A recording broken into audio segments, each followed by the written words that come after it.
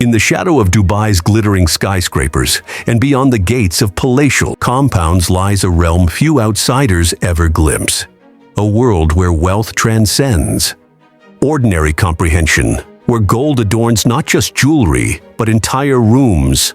And where influence flows quietly through the hands of women whose names rarely make headlines. Welcome to the hidden world of the Arab billionaire wives. Women whose stories remain, largely untold, yet whose power shapes kingdoms, corporations, and cultures. Today we pull back the curtain on this secretive world. Who are these women who stand beside the region's most powerful men? How do they wield their influence? And what price? Do they pay for their extraordinary privilege? Make sure you hit that subscribe button and ring the bell so that you get notified anytime we upload a new video. The modern Arab world has witnessed a transformation unlike any other in human history. In less than a century, barren deserts have sprouted gleaming metropolises, and tribal societies have evolved into global economic powerhouses. At the heart of this metamorphosis are families whose wealth rivals that of history's greatest dynasties. The Medicis, the Rothschilds, the Rockefellers. For the women who marry into these families, life becomes a delicate balance of extraordinary privilege and exacting expectations. Unlike their Western counterparts, whose lives are documented in reality shows and tabloids, these women maintain a careful distance from the public eye. Their marriages often represent more than personal unions. They cement alliances between powerful families, bridge political divides, and strengthen commercial empires. In our culture, a wife's dignity is reflected in her privacy, explains Dr. Layla Hassan, an expert on Gulf society. What Westerners might perceive as seclusion, many of these women view as protection of their honor and exclusivity. This tradition of privacy creates the perfect environment for a dual existence, a public persona of restraint and tradition, coupled with a private life of unimaginable luxury and sometimes surprising independence. The Queen of Discretion, Sheikh Mariam Al-Qasimi. In the hierarchy of Arab billionaire wives, royal consorts occupy the apex. None exemplifies the blend of tradition and power better than Sheikh Mariam Al-Qasimi. Born into one royal family and married into another, Sheikh Mariam rarely appears in public without her traditional abaya. When she does, fashion experts estimate her ensemble, from her hand-embroidered headscarf to her custom-designed footwear, costs upwards of $400,000. Yet this display represents the merest fraction of her wealth. Sheikh Mariam doesn't just wear jewelry, she collects it as investment, says a source close to the family. Her private collection includes pieces formerly owned by European royalty, including a diamond suite once belonging to a Russian Grand Duchess, purchased at auction for $37 million. Her 43,000 square foot palace on the outskirts of Abu Dhabi houses not only her family, but a staff of 70, including personal chefs, tutors for her children, and an entire security detail. The palace grounds feature a private mosque, a fully equipped hospital wing, and gardens that require 15 full-time landscapers to maintain. Yet Sheikh Mariam's true power lies not in what she owns, but in what she controls. Through a network of foundations and trusts, she directs billions toward causes she deems worthy. Her education foundation has built 17 schools across the Middle East and funded scholarships for over 3,000 young women to study abroad. She never gives interviews or accepts recognition, notes an education minister who has worked with her foundation. But when Sheikh Mariam makes a suggestion, ministers listen. Her word can reshape national education policy overnight. Her influence extends beyond philanthropy. Though never officially acknowledged, sources claim she serves as an unofficial advisor on diplomatic appointments, particularly those involving female diplomats representing her country abroad. The entrepreneur, Layla Al Fahim. Not all billionaire wives in the Arab world come from royal lineage. Layla Al Fahim represents a new generation of women who brought their own accomplishments to their marriages. The daughter of a successful Lebanese banker, Layla graduated from London School of Economics before returning to the Middle East to launch a luxury skincare line. Her business caught the attention of Khalid Al Fahim, heir to a real estate empire spanning 3 continents. Their marriage merged not just their lives, but their business interests. Layla broke the mold, explains business analyst Sarah Rahman. She negotiated her marriage contract to include provisions that allowed her to maintain control of her company and continue working after marriage. Unusual terms even among the elite. Today, Layla's business has expanded into a beauty empire valued at over $800 million. Her primary residence, a 15,000 square foot penthouse in Dubai's iconic Burj Khalifa, doubles as an occasional meeting venue where she hosts fellow female entrepreneurs. Unlike some of her peers, Layla maintains a carefully curated social media presence, with 2.3 million Instagram followers. Her posts showcase her impeccable style, a fusion of Western luxury brands and Arab designers, while strategically avoiding any glimpse into her private life or family dynamics. Every image is reviewed by her personal PR team, reveals a former employee. She understands the power of controlled visibility. She's building a brand, not exposing her life. Layla's wardrobe alone is legendary, housed in a 3,000 square foot dressing room with climate-controlled sections for different materials. Her collection of Hermes Birkin bags, valued at over $2 million, includes rare pieces like the diamond Himalaya Niloticus crocodile, considered the most expensive handbag in the world. Yet behind this facade of fashionable perfection lies a shrewd businesswoman. Layla has diversified her family's investments, pushing them toward tech startups and sustainable enterprises. Under her influence, the Al Fahim Group has become the region's largest investor in women-led technology companies. "My grandmother couldn't leave the house without permission," she once told a business conference. "I run companies that employ thousands. This is the new reality for Arab women of my generation. We honor our traditions while building our futures." The guardian of culture, Noor Al-Masri. While some billionaire wives embrace modernity, others dedicate themselves to preserving cultural heritage. Noor Al-Masri, wife of Saudi energy magnate Hassan Al-Masri, has become the Arab world's most influential patron of traditional arts. Raised in a conservative household in Jeddah, Noor received a traditional education, supplemented by extensive private tutoring in Islamic art and architecture. Her marriage at she was 19 to Hassan, 20 years her senior, raised eyebrows in some circles. Yet over 2 decades, she has transformed this arranged union into a powerful partnership.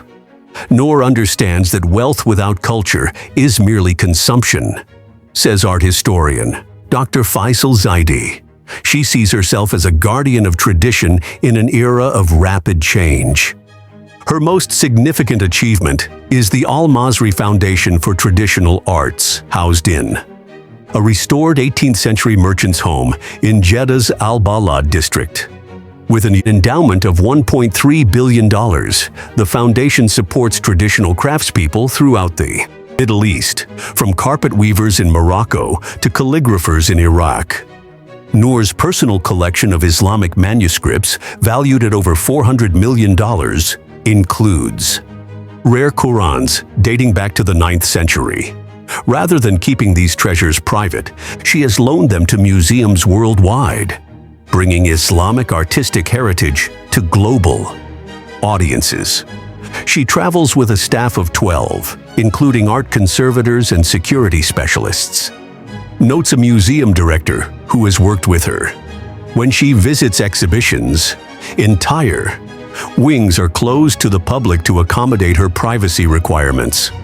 Her modesty in dress, she is never seen without a full niqab in public, belies her bold vision.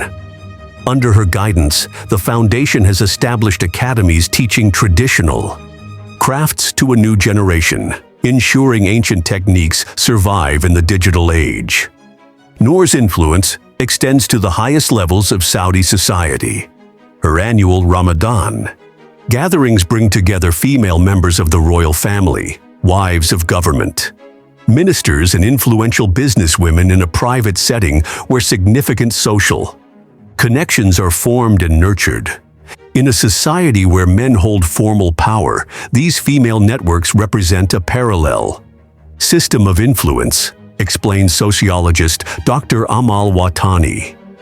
Decisions made at Noor's Majlis often materialize as policies months later. The rebel, Maya Al-Sayed. Not all stories of billionaire wives follow traditional trajectories. Maya Al-Sayed represents a controversial figure within this elite circle, a woman who has challenged conventions while maintaining her position. Born to Egyptian parents in London, Maya built a career as an award-winning documentary filmmaker before meeting Qatari finance mogul Jamal Al-Sayed during a film festival in Doha. Their whirlwind romance culminated in a wedding rumored to cost $18 million, featuring performances by 3 international pop stars and guests flown in on private jets from 23 countries. Unlike her peers, Maya refused to disappear behind the veil of privacy traditionally expected of women in her position. She continued making films, often exploring sensitive social issues across the Arab world. Her marriage contract is supposedly 80 pages long, with explicit provisions protecting her creative freedom, reveals an entertainment lawyer familiar with the document. She negotiated terms that would be extraordinary, even in Western celebrity marriages. Maya's lifestyle reflects this unconventional approach. While she maintains a family compound in Qatar, a 7-acre complex with separate wings for extended family members, she also keeps a producer's apartment in London and a beachfront villa in Greece, where she retreats to edit her films. Her collection of contemporary art, focused on works by female Middle Eastern artists, has transformed her Doha home into an unofficial gallery that hosts private viewings for select guests. The collection, valued at over $90 million, includes controversial pieces that challenge traditional perceptions of gender in Islamic societies. Maya walks a tightrope, notes cultural critic Zainab Khalil. She pushes boundaries while maintaining enough respect for tradition to avoid outright rejection by conservative elements. This balancing act has come at a personal cost. Sources close to the family report periods of tension with her husband's relatives, and her children attend international schools rather than the Islamic academies favored by most elite families. Yet her wealth provides insulation from the most severe consequences of her choices. Her transportation fleet includes 2 Bentleys, a custom Mercedes Maybach, and fractional ownership of a Gulfstream G650, allowing her to move between continents with minimal public exposure. What Maya represents is the beginning of a new archetype, suggests Dr. Hassan.